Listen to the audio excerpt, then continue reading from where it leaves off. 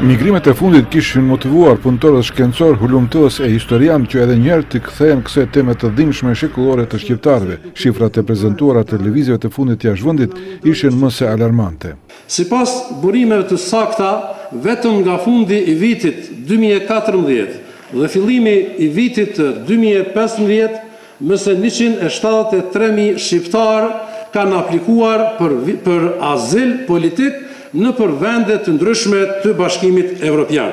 Historiani Akil Bajrami thot se fazat e shpërnguljeve të dhunshme kanë filluar në kohën e lidhjes së Prizrenit, pastaj në vitin 1912, në vitet 1918-41 dhe ajo e fundit ishte në vitet 1950-66. Çka e karakterizoi këtë fazë të katërt? E karakterizon inskenimi i të gjitha elementeve mafioze kundër popullit shqiptar.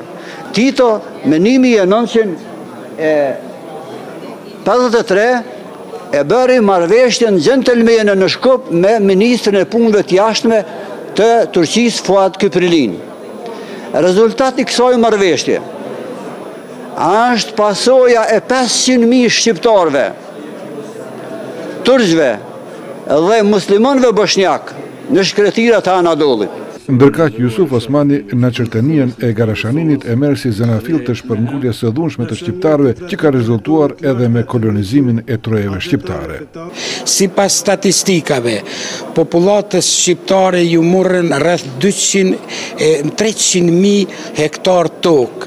U kolonizuan mase 14.000 familje me mase 70.000 kolon serbe malazes. Po flas për periudhën mes dy luftave botërore dhe ju mor toka shqiptarëve deri në prag të shtëpisë, ju la vetëm 040 ari për banor, por edhe ajo nuk u zbatu, ndërsa kolonëve të ardhur mesatarisht ju ka dhënë sipas statistikave 8 hektar e gjymës tokë, madje edhe deri në 45 hektar të një familje. Koha e tanishme kërkon identifikimin e shkaqeve të migrimit aktuar të shqiptarëve.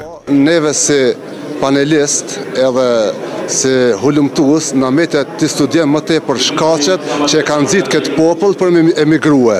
Dhe nuk gëzojmë asesi të fajsojmë migrimin e popullit edhe të njerëzve në këtë kohë të vështira edhe në këto rrethona të cilët nuk janë të lehta për askënd, t'ia kthen shpinën familjes, oborrit, t'ia kthen shpinën ardhëdheut edhe vendlindjes vet. Mirë, po shkaqet duhet studiohen thellësisht. Në dy seancat e këtij sesioni shkencor u lexuan një numër i madh i kumtesave të cilat në mënyra të gjithanshme paraqiten dimensionet e shumta të fenomenit të migrimeve të popullatës shqiptare ndër shekuj.